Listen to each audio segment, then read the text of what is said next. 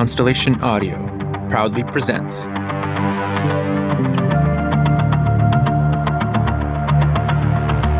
Brevity by Mark Johnston.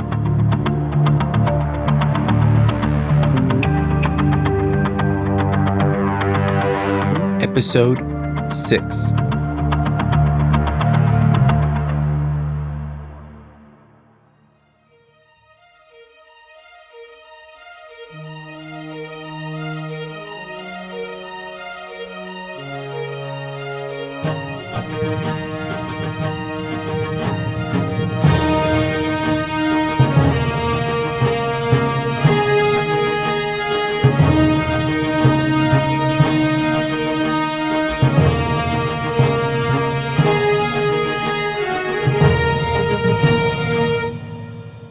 Good evening, Charcoal City. This is Laurel Castellaw with Channel 7 News. We have an update to bring you in the Dioptase mystery painting story from this morning.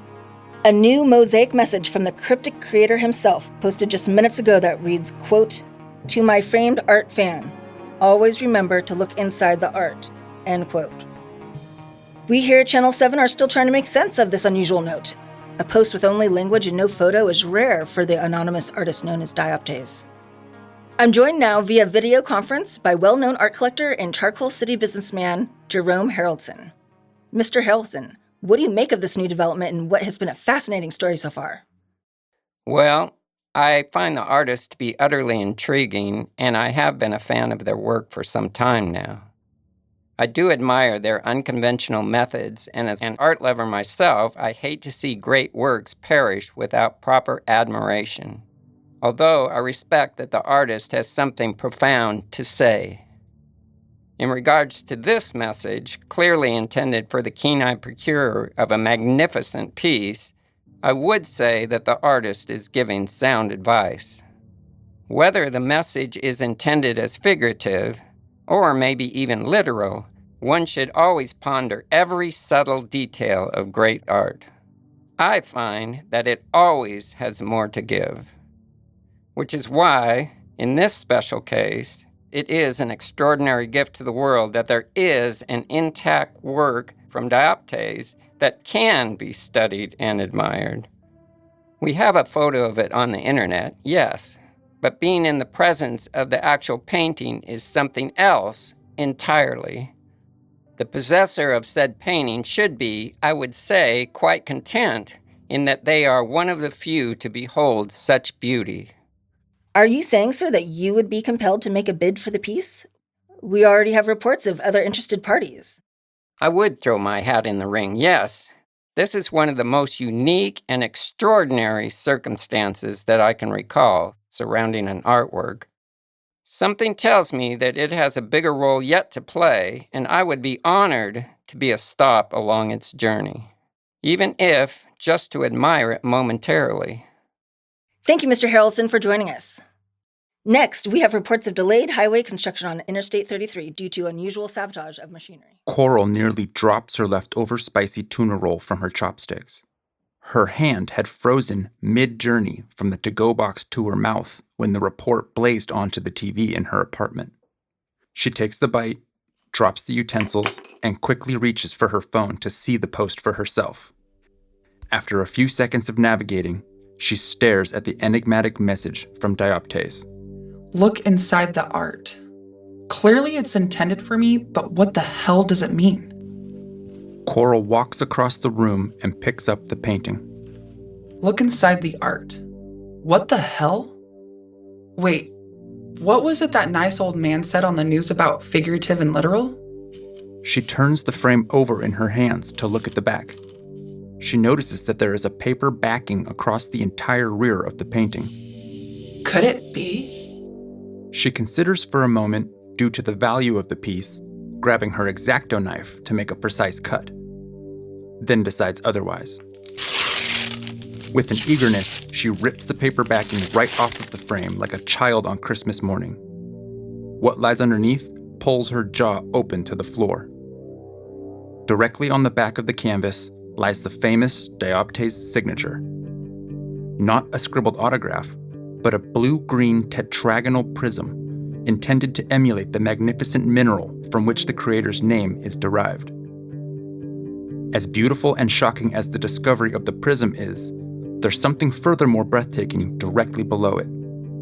Also painted right onto the back of the canvas is a 7-digit number with a dash in the middle, a phone number.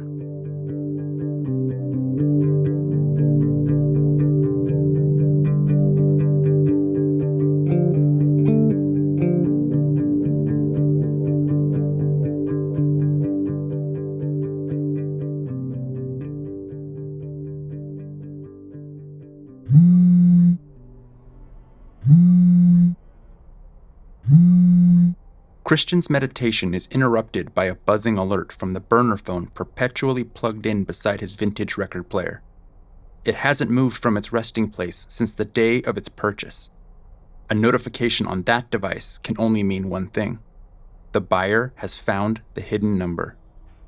He gets up from his mat, walks over to the shelf, and flips open the phone to find a one-word text message. Hello. He wonders for a moment why they decided to text instead of call, then decides he would probably do the same under the circumstances. He writes back, "Would you like to meet?" Then waits an unusually long time for a response. When it arrives, it simply reads, "Yes." Christian then sends a succinct directive for the recipient to follow.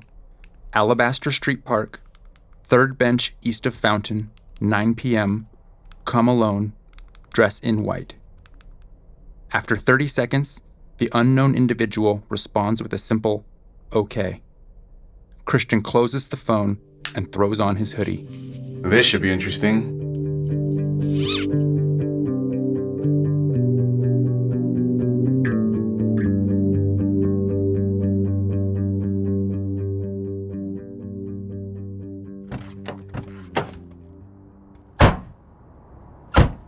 Lawrence and Colette exit their glossy dark Escalade and walk through the mostly empty parking lot to the front entrance of Funland, a mini-golf, arcade, and batting cage complex on the outskirts of Charcoal City. It is one of several local businesses used by the family to launder seedy cash flows. Okay, Larry, we're just going to take a look at his books. I'm not expecting to be impressed, so we may have to help him find some motivation. But please don't get carried away. He just needs a little encouragement. Don't threaten me with a good time.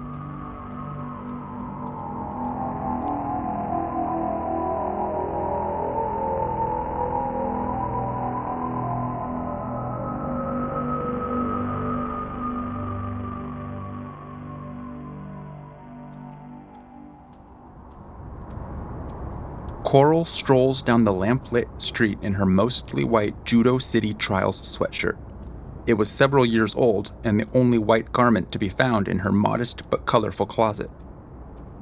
Alabaster Park was still another 6 blocks away, since she took the long route in order to stop at Jem's place beforehand. After deliberation, she decided it was smart to let someone know where she was going, and more importantly, who she was going to meet. Jem lived in a sub-street level studio apartment below a quaint 3-story civil law firm. Once reaching the familiar building, Coral skips down the single flight of stairs from the sidewalk and knocks on the door. Jem opens up and immediately gives Coral a long, sturdy hug. Oh my God, that was so scary today in the subway. I turned around and you weren't on the train. Thank God you're okay. I know. I definitely got my cardio in for the week. Here's to hoping those weirdos lose our trail. They wanted the painting. I think someone overheard us at the pub. Ugh, I'm so sorry if I put you on blast. I know better than that. I was just excited. It's all good. I don't think we gave them any more information. Did you see the mosaic post? Yeah, what the heck was that all about? Some hidden meaning in the image? More like a hidden message behind the frame.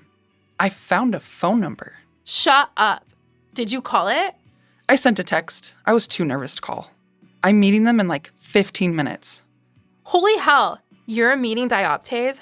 The Dioptase? Tonight? Yeah, in Alabaster Park. Whoa, I have to come. Can I come? Do you want me to be there? I would love for you to be there, but they told me to come alone. Damn, that is crazy. I can't believe that my best friend gets to meet the most mysterious artist on the planet. What a day. Just keep it to yourself for now. I'll fill you in later. For sure. Let's meet up tomorrow. I have a theory that I'm trying to track down. I'll have more info later.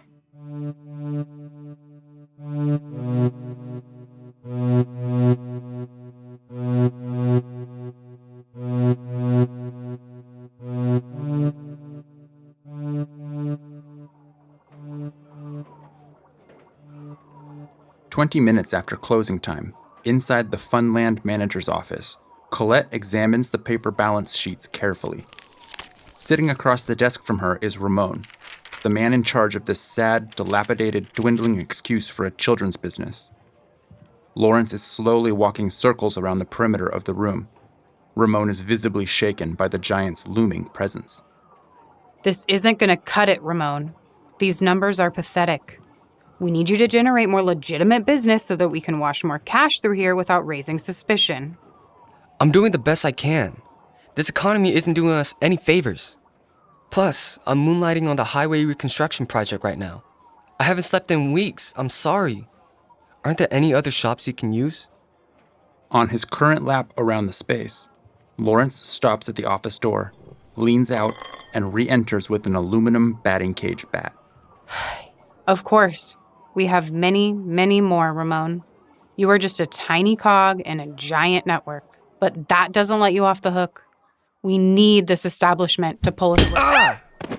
Lawrence interrupts his sister's sentence by smashing the bat directly into Ramon's shoulder, sending the man to the ground in sheer pain.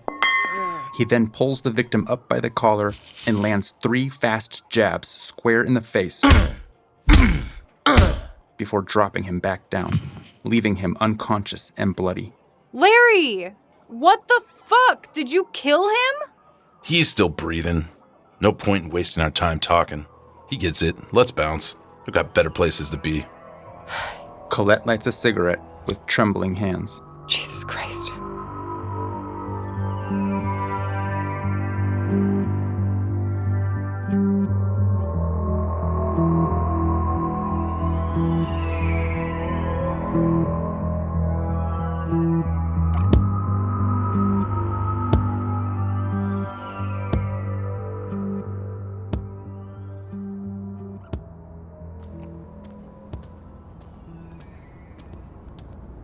After leaving Gems, Coral takes a deep breath and continues on toward the park. The streets are typically quiet at night in this part of town. A few cars drive by, and an occasional song is heard out of a high building window. As she gets closer to Alabaster Street, there are more dog walkers and evening joggers emerging along the quaint residential block to take in the cool dusk breeze. Most of the city's nightlife surges throughout the Fuchsia district, 2 or 3 boroughs away, leaving this peaceful pocket of Charcoal City to calmly dwindle into the late evening hours. Coral crosses the street and enters the park. She sees the central fountain ahead and makes her way toward it. This is crazy. This is crazy. This is crazy.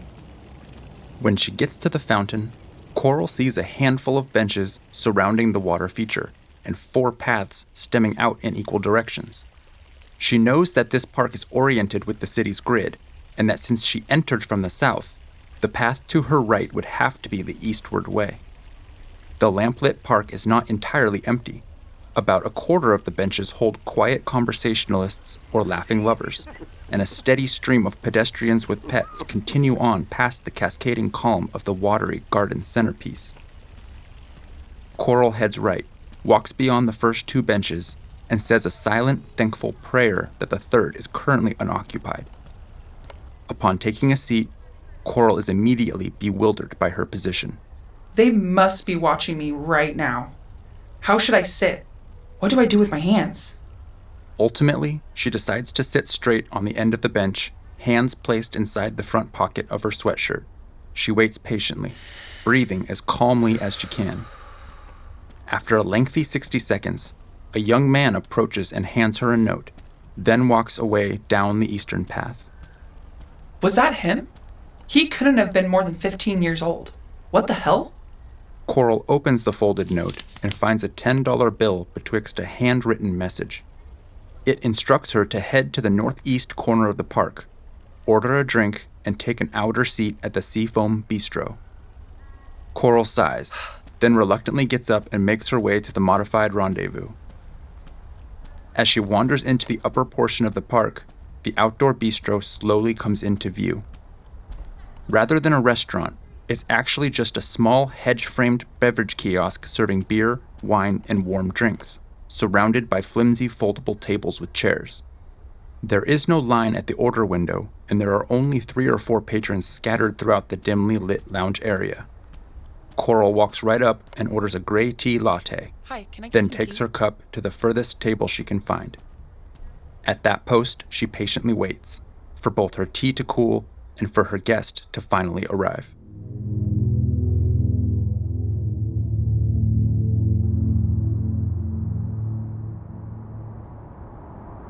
Atop a medium-sized structure on the edge of Alabaster Park, Christian is perched with his pocket binoculars, waiting for his mystery meetup to appear within view. Right on time, he spots a likely candidate walking past the fountain and down the eastward path. The figure is wearing a mostly white hooded sweatshirt, with a few graphics and lettering printed on. Even in the dark, he can tell from the shape that it is a woman. Her dark hair is tied up, revealing a stunningly balanced neck tattoo that curves delicately up to the bottom of her ear. He watches as she nervously takes a seat on the correct bench. This must be it.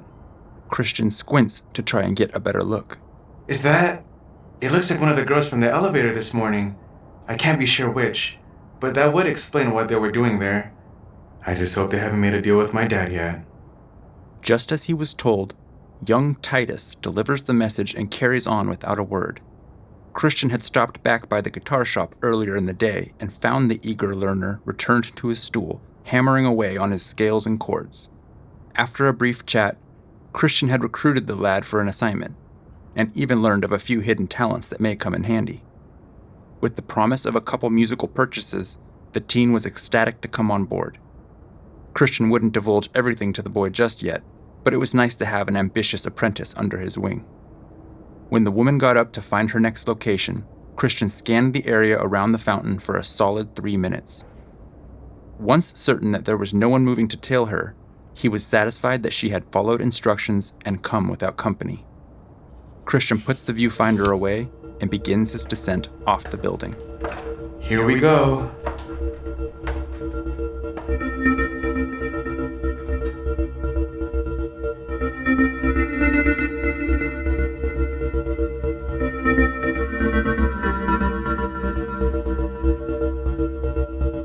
Voice acting for this episode provided by Molly Lynch. David Beach. Tara Kempton. CJ Cinco. Sam McMorris. Joe Valdes. Connor Herr. and Melissa Jones.